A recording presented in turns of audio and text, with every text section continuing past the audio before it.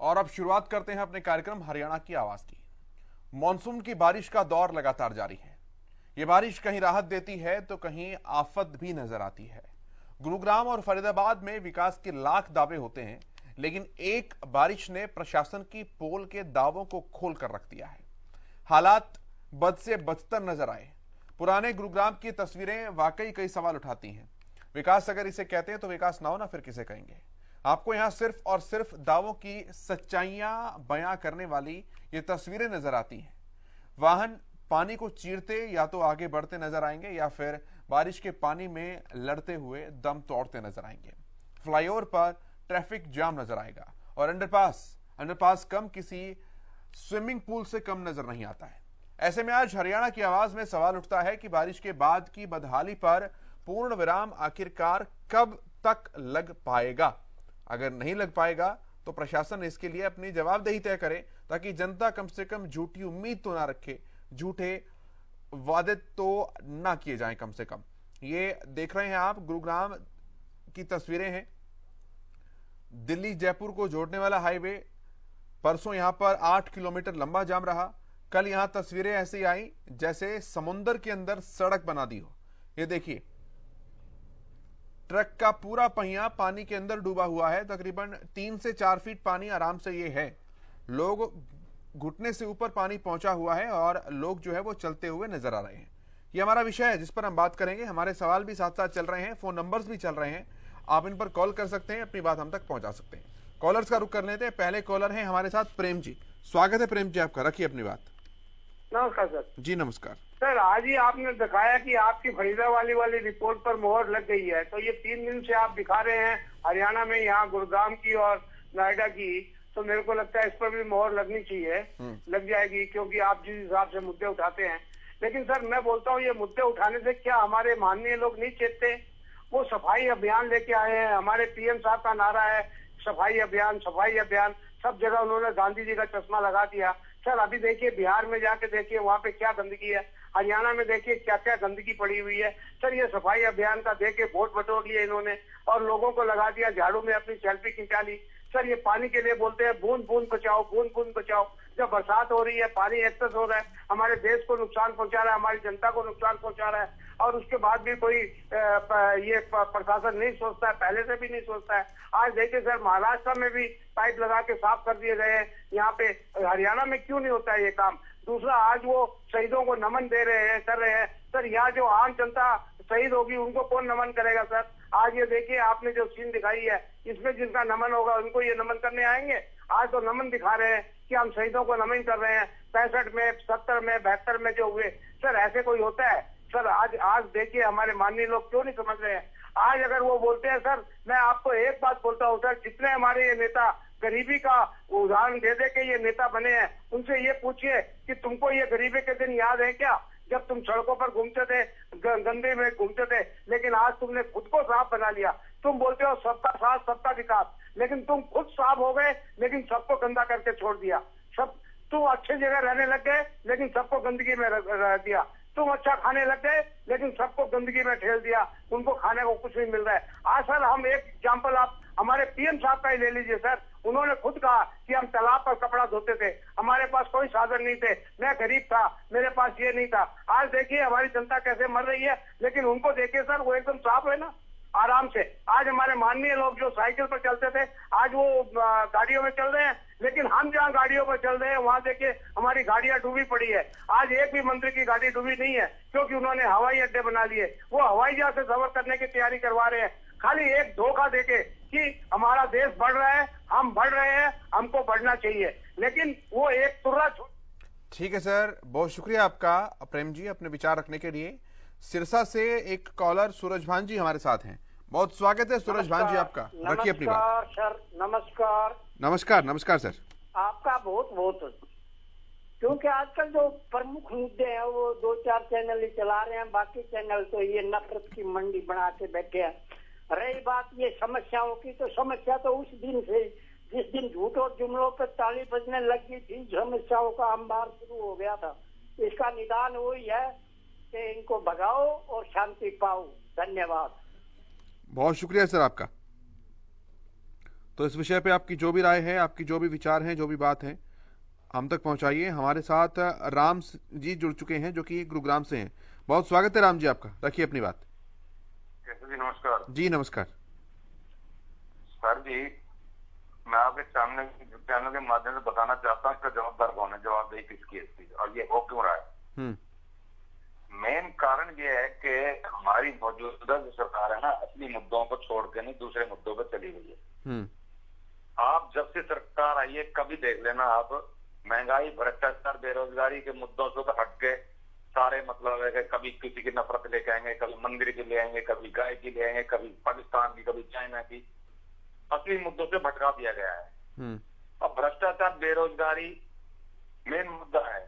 अब ये आपके सामने पानी है, पिछले वर्ष ये 30 साल पहले जो ये 70 साल का रोना रोते हैं, 30 साल पहले केशव जी इतनी बारिश होती थी और लबालब हो जाता था, फिर भी पानी की इतनी रुकावट नहीं थी। आज पानी के मतलब निकासी तो है नहीं, उसके बारे में सोचते नहीं। सबसे बड़ी बात, प्रधानमंत्री और मुख्यमंत्री जी अपनी घोषणा खुद कर रहे हैं, नंबर 1 खुद कर रहे हैं, तो इसकी घोषणा कौन करेगा। ये जो आप फोटो तस्वीरें दिखा रहे हैं, अपना ये प्रत्यक्ष प्रमाण की जरूरत नहीं हुआ करती, उसके बारे में कोई सोच नहीं रहा। और वोट ले रहे हैं हिंदू मुसलमान पे, राम मंदिर पे, किसी उस पे, हर चीज में नफरत पैदा की जा रही है। कई मतलब है कि हड़ताल कर रहे हैं आप भी, कभी किसान, ये बरसातों में फसल खराब हो रही है, इसका जवाबदार कौन होगा।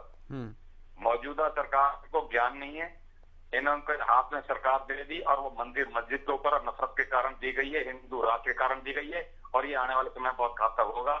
जो आप दिखा रहे हो इससे भी ज्यादा घातक होगा। केशव जी, मैं दावे से कह रहा हूँ आपको। धन्यवाद। चलिए, बहुत शुक्रिया सर आपका हमारे साथ जुड़ने के लिए।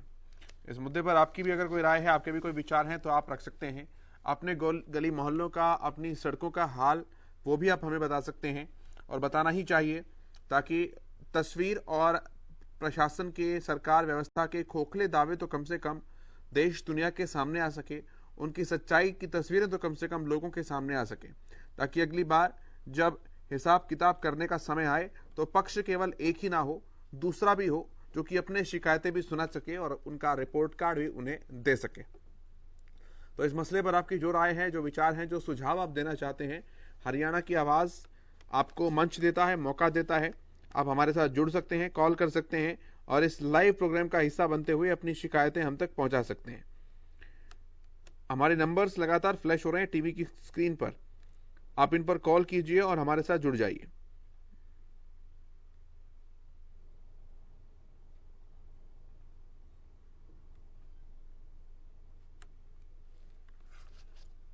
हमारे आज के सवाल हैं कि बारिश के बाद जो बदहाली होती है उसका जिम्मेदार आखिरकार कौन है, और वो कब तक बदहाली ऐसे ही चलती रहेगी। अगर सच्चाई मानी जाए दावों की, तो क्या इन सड़कों के अंदर ही वो छिपी है। अगले कॉलर हैं हमारे साथ रण सिंह यादव जी। बहुत स्वागत है रण सिंह जी आपका, रखिए अपनी बात। सर, ये हमारे सिस्टम मिला हुआ है, पार्षद से लगा के, ठेकेदार से लगा के, अधिकारियों तक, इन सब को कमीशन चाहिए, काम नहीं चाहिए जी। हाँ, ये कमीशन खोर है सारे, इन पर निगरानी रखनी चाहिए सब पे। मेरी सरकार से जो दरखास्त है कि इन पर निगरानी रखे। जी ठीक है सर, बहुत शुक्रिया आपका अपनी जानकारियां रखने के लिए। बारिश के बाद की तस्वीरें ऐसी सामने आई जिन्होंने सभी को सोचने के लिए मजबूर कर दिया कि आखिरकार बारिश हुई या कोई बादल फट गया, क्योंकि जल सैलाब जो है वो सड़कों पर देखने को मिला। और ये जल सैलाब का जो शब्द है कोई अतिशयोक्ति नहीं है। घुटनों से ऊपर जब पानी भर जाए तो क्या कहा जाए। पानीपत से रोहित जी हमारे साथ हैं। बहुत स्वागत है रोहित जी आपका, रखिए अपनी बात।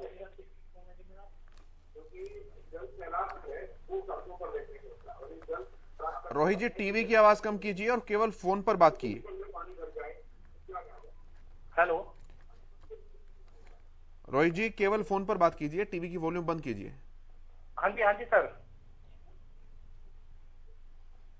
रखिए अपनी बात।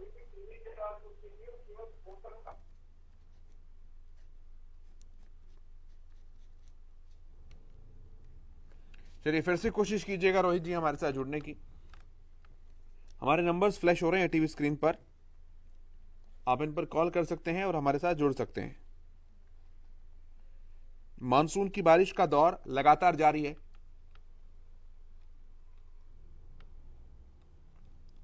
और आने वाले 3 दिन और भी ज्यादा परेशानी वाले होने वाले हैं, क्योंकि येलो अलर्ट जारी किया गया है।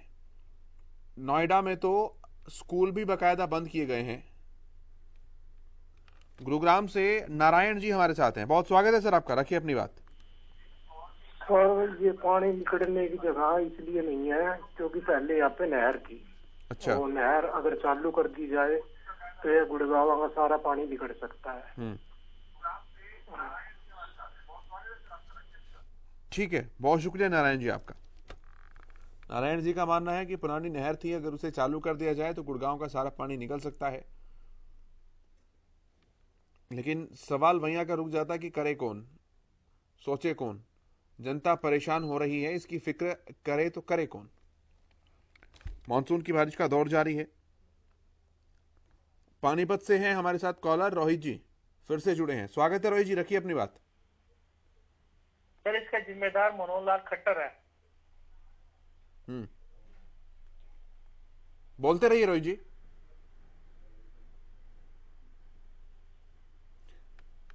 आवाज नहीं आ रही है। बहुत शुक्रिया आपका रोहित जी हमारे साथ जुड़ने के लिए। ये बारिश कहीं राहत देती है तो कहीं ये बारिश आफत की बारिश बनकर सामने आती है। गुरुग्राम और फरीदाबाद में विकास के लाख दावे होते हैं, लेकिन एक बारिश ने फिर से प्रशासन के दावों की पोल खोल कर रख दी है। हालात यहां बद से बदतर नजर आए। पुराने गुरुग्राम की तस्वीरें वाकई अपने आप में कई सवाल उठा देती है। अगर विकास इसे कहते हैं जो आप तस्वीरों में देख रहे हैं, तो फिर विकास ना होना किसे कहा जाए, जरा ये सोचिए। दावों की सच्चाई बयां करती हुई ये तस्वीरें आपको नजर आएंगी।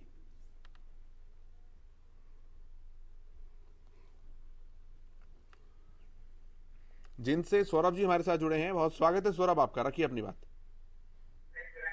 इसमें पहले बोल रही। सौरभ जी सुन पा रहे हैं मुझे आप? हाँ जी, हाँ जी, बोलिए। हेलो। टीवी की आवाज कम कीजिए, केवल फोन पर बात कीजिए Saurabh ji. Yes sir, yes sir. बोलिए। हाँ जी, मैं कह रहा हूँ हमारे यहाँ पे भी बहुत बुरा हाल है सर, पानी की वजह से बहुत ज्यादा दिक्कतें हो रही है सर चलने में, और काम वगैरह जो भी है उससे बहुत प्रभावित हो गए हैं जी। जी हाँ जी, तो बस मेरा यही कहना है, बस ये तो भगवान की बस बारिश बहुत ज्यादा चल रही है। कल भी बारिश हुई थी, आज भी बारिश चल रही है, और बहुत सारी परेशानियां हो रही हैं बारिश की वजह से। तो लोकल प्रशासन जो है वो कोई कदम नहीं उठा रहा है पानी की निकासी को देखते हुए? क्या कह रहे हैं आप? जो लोकल प्रशासन है वो पानी की निकासी के लिए कुछ नहीं कर रहा है? सर कर तो रहे हैं, लेकिन क्या करें, बस बारिश अगर लगातार आ रही है तो उसमें प्रशासन भी क्या कर सकेगा। चलिए ठीक है। हाँ। बहुत शुक्रिया सर आपका। सौरभ जी हमारे साथ जुड़े।